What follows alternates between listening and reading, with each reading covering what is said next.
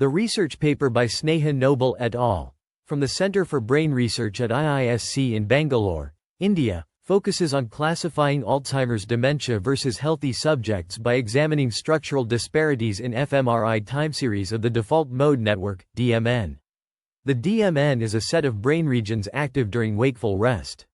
The study aims to identify potential biomarkers for early detection of Alzheimer's dementia using resting state functional magnetic resonance imaging, RSFMRI. The authors propose a novel approach leveraging the temporal dynamics of the DMN to differentiate between Alzheimer's patients and healthy controls.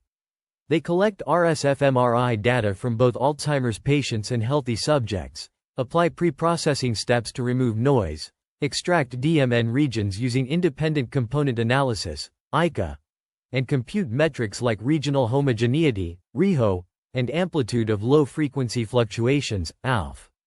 The authors employ support vector machines, SVM, to classify subjects into Alzheimer's dementia and healthy controls, reporting high accuracy in classification. This study contributes to ongoing efforts in developing non-invasive neuroimaging biomarkers for Alzheimer's dementia, highlighting the potential of using DMN time series data to identify structural disparities that may serve as indicators of the disease. Functional magnetic resonance imaging, fMRI, is a non-invasive neuroimaging technique that allows for the examination of variability in brain function across different individuals, shedding light on individual differences in cognitive abilities, personality traits, and emotional processing. This technique measures changes in blood flow within the brain, which are assumed to reflect neural activity. By analyzing these changes, researchers can map brain function and identify regions involved in various cognitive processes. fMRI has been instrumental in understanding the neural basis of human cognition, emotion, and behavior. It has revealed that individual differences in brain function are associated with distinct cognitive styles, such as enhanced memory recall or improved problem-solving skills. Moreover, fMRI studies have shown that personality traits like extroversion and neuroticism are linked to specific patterns of brain activity. In addition to its role in understanding individual differences, fMRI has also contributed significantly to the development of novel treatments for neurological and psychiatric disorders. For instance, researchers have used fMRI to identify abnormal patterns of brain activity in patients with depression, schizophrenia, and Alzheimer's disease. These findings have led to the creation of targeted therapies aimed at normalizing brain function and improving patient outcomes. Despite its many advantages, fMRI is not without limitations. One major challenge is the need for sophisticated statistical analysis to interpret the complex data generated by this technique. Furthermore, fMRI signals can be influenced by various factors, including head motion, cardiac activity, and respiratory fluctuations, which can lead to false positives or negatives if not properly controlled. In conclusion, fMRI is a powerful tool for understanding the neural underpinnings of human cognition, emotion, and behavior. Its ability to capture individual differences in brain function has opened up new avenues for research into personality, cognitive abilities, and neurological disorders. As the field continues to evolve, researchers are working to address the challenges associated with fMRI and to develop more accurate and reliable methods for analyzing brain function. Identifying regions in the brain that exhibit significant changes or varying patterns is crucial for disease classification, particularly in Alzheimer's disease, AD. Machine learning and deep learning techniques have been employed to diagnose AD, with studies showing anomalous default mode network, DMN, activity and changes in resting state functional connectivity. Machine learning models such as support vector machine, SVM, and convolutional neural network, CNN, have been used for classification, but challenges persist, including inadequate data samples, absence of intelligent feature selection techniques, and the need for methods to rectify error rates during classification. Several research works have utilized machine learning models, such as SVM, random forest classifier, and logistic regression model, to classify individuals into healthy and AD-affected groups. For instance, Zhang et al. 2019 developed a novel technique based on time series to quantify the similarity between CO activity intensities of two objects of brain functional connectivity, achieving an accuracy of 0.8935%. Kazai et al. 2017 performed multivariate Granger causality analysis, achieving a 93.3% accuracy rate for classification. Alternative methods have also been proposed, such as Lund et al.'s 2006 nuisance variable regression approach to handle serial correlation in fMRI, and Wu et al.'s 2021 method using sample entropy to measure the neural complexity of the brain causality network, achieving an accuracy of 89.83%. Boretto et al. 2021 designed a method using permutation entropy to classify stochastic and chaotic signals, and Anvari et al. 2016 used a nonparametric approach to distinguish between diffusive and jumpy stochastic behaviors. Furthermore, Issac et al. 2016 developed a deep autoencoder (DE) to find nonlinear functional links among brain regions and employed a hidden Markov model HM to calculate dynamic properties of internal states of functional networks in RS-fMRI, achieving an accuracy of 72.58%. Dynamic causal modeling (DCM) has also been widely used to study effective functional connectivity among brain regions. The authors of this research paper address the limitations of current methods for classifying Alzheimer's disease, AD, patients from healthy controls using functional magnetic resonance imaging, fMRI, time-series data. They emphasize the importance of accounting for neuronal fluctuations or noise in the data and the need for a widely applicable technique to preprocess, analyze, and categorize fMRI time series into different classes based on varying characteristics and stochastic behavior. The authors propose a novel method that applies the concept of deviation from stochasticity, DS, to quantify the complexity of fMRI time series data. The DS measure is calculated using an autoencoder and is found to be small for stochastic signals and higher for non-stochastic signals. The authors aim to classify subjects based on the DS measure and identify significant regions of interest that contribute to the classification of AD. The proposed method involves extracting fMRI time series data from regions of interest, ROIs, in the default mode network, DMN, calculating the DS measure for each subject corresponding to each ROI, and identifying significant features for classification. The authors adopt the method used by Pradeep et al. 2023 for black hole data and apply it to fMRI time series data. The authors' contributions include classifying subjects into healthy and AD groups using the DS measure of DMN time series, profiling subjects based on the DS metric with respect to 34 different ROIs, and focusing on DMN time series for identifying brain regions that contribute to AD. The dataset used for the study includes resting state functional magnetic resonance images, RS-fMRI, of 100 subjects from the Alzheimer's Disease Neuroimaging Initiative, ADNI, database. The fMRI data is preprocessed using the FSL toolbox, which includes steps such as slice timing correction, spatial smoothing, and temporal filtering. The author's proposed methodology is represented in Figure 1, which shows the architecture of the proposed design.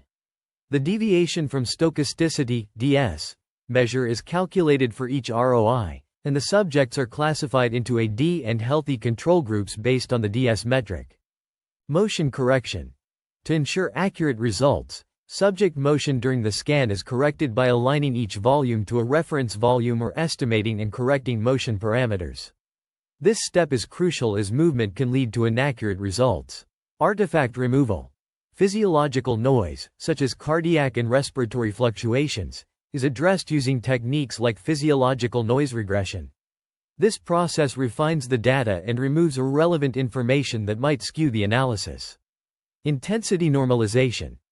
Voxel intensities are adjusted to correct for variations in signal intensity that can occur due to scanner differences or subject-specific factors.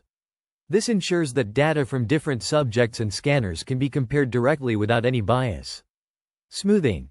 Spatial smoothing is applied to the data to improve the signal-to-noise ratio and facilitate statistical analysis. This process helps in identifying patterns and trends within the data more effectively. Registering fMRI to MNI template. Spatial normalization is performed to align individual brain images with a standardized anatomical space, the Montreal Neurological Institute, MNI, template. This process involves several steps, including pre-processing to correct for distortions, co-registering fMRI data to high-resolution structural images or the MNI template, and applying nonlinear transformations to map each subject's brain into the MNI template space. Plotting the DMN with several ROIs, a parcellation scheme, the Dozenbach atlas, is used to divide the brain into 160 regions of interest, ROIs, based on functional connectivity patterns. The default mode network, DMN, is plotted with its ROIs, representing brain activity when not engaged in a particular cognitive task. This approach illustrates the synchronized activity among key brain areas during rest and provides insights into brain network organization and dynamics. Extracting time series from the ROIs. Once parcellation is done, each of the ROIs within the DMN is identified by extracting the average time series of activity from the corresponding voxels within these regions across the fMRI dataset. This represents the average neural activity within each ROI over time, capturing fluctuations in the bold signal that correlate with neuronal activity. Detecting stochasticity in signals. Identifying stochasticity in fMRI time series involves recognizing patterns of variability that cannot be attributed solely to the neural processes of interest but rather arise from random or unpredictable sources. Several methods are used to determine the stochasticity in fMRI data, including statistical analysis, control and resting state conditions, and preprocessing of the signal. Stochastic fluctuations in brain signals, particularly in the context of Alzheimer's disease, are crucial to consider. Advanced signal processing techniques are necessary to distinguish signal sources from stochastic noise components. To achieve this, two measures are utilized: difference in reconstruction, Dr., and density of peaks measure, DP, computed for every node in the default mode network, DMN, of the brain. An autoencoder-based time-invariant representation is employed to calculate deviation from stochasticity in fMRI time series. The time series signal is divided into windows, and discrete Fourier transform, DFT, is computed on each window to obtain spectral information. Features learned from consecutive windows are made time-invariant using a loss function, ensuring good signal reconstruction. The deviation from stochasticity, DS metric, is calculated by computing the Kullback-Leibler (KL) divergence between the input time series signal and the bias-corrected dissimilarity curve. The coefficient of variation, CV1, and prominence of peaks curve are computed and used to calculate the DS metric. The DS metric is computed across multiscale resolutions, capturing the variation between the original and bias-corrected reconstruction. The authors compare the DS metric between subjects and among regions of interest, ROIs, in four ways: variation in DS measure within healthy controls, variation in DS measure within a defected individuals, variation in DS measure between healthy and affected individuals for a fixed ROI, and variation in DS measure among ROIs. This approach enables the identification of stochastic patterns in brain signals, providing insights into the underlying mechanisms of AD. The comparison of DS metric values between healthy and AD-affected individuals may help in understanding disease progression and identifying potential biomarkers. The study examines the variation in the deviation from stochasticity, DS, measure among paired regions of interest, ROIs, for each subject, revealing significant changes in DS values between symmetrical ROIs, indicating asymmetry between regions. This helps identify the main regions deviating from stochasticity. An ablation study was conducted, computing coefficients of variation, CV1 and CV2, for each of the 100 subjects. Significant differences were found between healthy and Alzheimer's disease, AD, subjects, as well as within healthy and unhealthy subjects. The data was fed into various classifiers, with the support vector machine, SVM, classifier achieving an accuracy of 95% and the gradient boosting classifier, GBC, achieving an accuracy of 85% for covariance-based classification of subjects. A scatter plot was generated, showing the separation of AD and HC subjects based on CV1 and CV2 values. The z-axis represents CV1 values, and the y-axis represents CV2 values, with dataset 1 denoting healthy data and dataset 2 denoting a defected data.